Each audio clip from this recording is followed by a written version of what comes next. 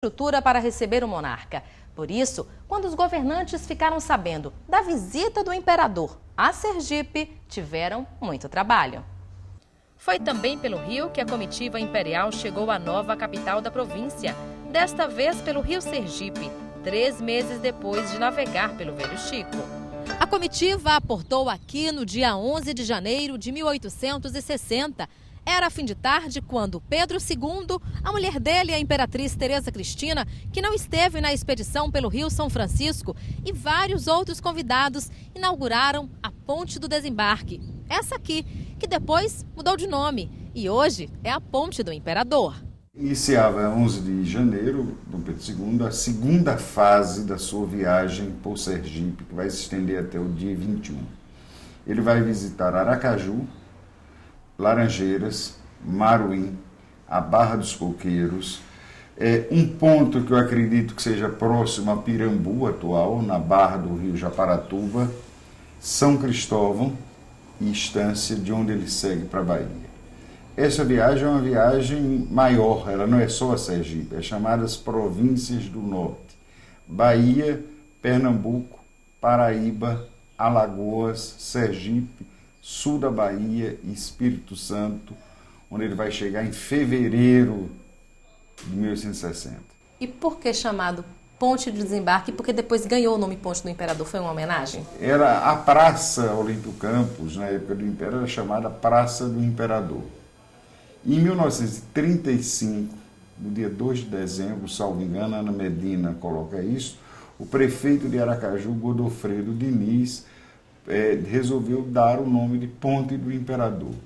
Ela foi chamada Ponte de Desembarque, Ponte do Governador, Ponte do Presidente da província, do Presidente do Estado, até que recebeu esse nome. Aracaju estava engatinhando, era a nova capital de Sergipe del Rei e muito tinha para fazer até ostentar modernidade. A cidade havia se transformado em um canteiro de obras. Quem chegava aqui em Aracaju, desembarcava, descia no lombo dos trabalhadores do porto, no lombo dos escravos, nas costas dos escravos. E não ficava bem descer o imperador nas costas do escravo e a imperatriz. Então foi construída uma ponte de desembarque, decorada rigorosamente para a chegada dele, que fica no peão de ordenamento do projeto de Pirro para a cidade de Aracaju, quer dizer, no centro da Praça Fausto Cardoso, no rio Sergipe. A chegada do imperador do Brasil a Sergipe foi um delírio para os moradores, um testemunho do trabalho dos governantes e uma ideia da relação de poder entre o império e a província. Exemplos que ficaram marcados na história. E ficou também gravado em um diário da visita do monarca, como esse exemplar aqui, original, existem poucos no país. Pertence ao historiador Luiz Antônio Barreto, que conhece muito das vontades e costumes do imperador. Foi exatamente a pequenez, as dificuldades de alojamento no Palácio Provisório, transformado em Palácio Imperial, que se pediu ao imperador a construção do Palácio do Governo, o Palácio Olímpio Campos hoje, que foi construído com verbas do Império e depois de muitos anos é que foi transferido o bem para o governo do Estado, que reformou completamente em 1918 a 20. Pedro II não se contentou em conhecer apenas a capital, quis viajar também pelo interior do estado e fez isso. Foi a cavalo, de barco, queria conhecer de perto o povo que comandava e tentar, de alguma forma, melhorar a vida dos sergipanos. Ele baseou-se aqui, mas daqui ele foi a Laranjeiras, a Maruim, e nesses 2 lugares foi preciso também construir uma ponte de desembarque. Ele visitou também o canal do Pomonga, que era dar uma nova barra ao rio Cotinguiba, quer dizer, resolver um problema localizado que a engenharia militar tinha levantado. Teve em São Cristóvão e Itapuranga, e ele foi de cavalo. Em Estância, ele chegou pelo rio Piauí. E para receber tão ilustre viajante aqui, também foi construída uma ponte. Mais conhecida como Ponte do Bonfim, até então a Ponte do Imperador, data de 1860. Então essa construção realmente deu passagem para a comitiva e o imperador, a inauguração dela também. Contam alguns historiadores que foi Dom Pedro quem deu à estância o nome de Cidade Jardim. História que não tem confirmação em nenhum livro, mas que encanta quem mora na cidade.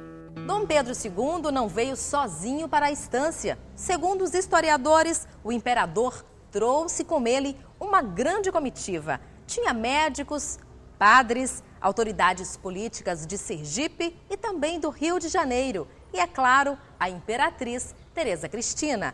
Eles passaram uma noite aqui na cidade e grande parte do grupo dormiu justamente nesse casarão.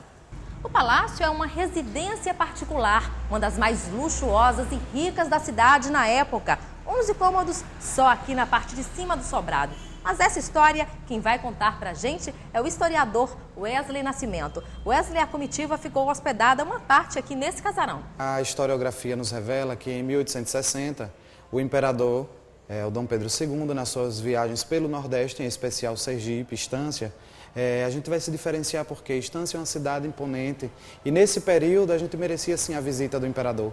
Na verdade, a sua visita pretendia o quê? Ver como era que estava a situação política, a cidade, a própria evolução da cidade, já que nós temos uma cidade de modelo português. O casarão da família Pacheco Dávila, que mais tarde vai pertencer à família do senhor Carlos Jorge, ele tem a sua imponência na sua arquitetura colonial. Ele tem as suas portadas em linhas retas e simples, onde é presente a imponência dessa construção naquele período. Na verdade, esse casarão servia para os despachos da época, onde ele abrigou aqui a sua comitiva e posterior, no decorrer do dia, ele viria aqui para instituir o Imperial Instituto de Agricultura do Estado de Sergipe. E o casarão onde ficou hospedada a comitiva que veio com Dom Pedro II pertence há mais de 50 anos a uma mesma família. Seu Carlos Jorge tinha 3 anos quando se mudou para cá, com os 3 irmãos e os pais. E o senhor guarda daqui as melhores lembranças da infância, né? Lógico. Desde a infância a gente brincava aqui, correndo nas escadas, aqui assistindo o São João, as procissões quando passavam por aqui.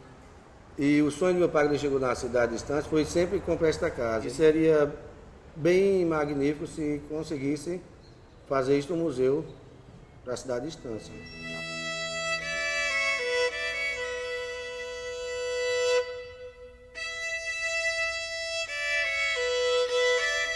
As andanças do imperador que governou o Brasil por 48 anos já estão escritas na história. É bem verdade que muita coisa ficou perdida na época da proclamação da República, mas as lembranças que ficaram vão abastecer as memórias das futuras gerações, para que elas também possam conhecer um pouco do Brasil Império. E o Terra Serigi de hoje quis justamente contribuir com um pouco da história.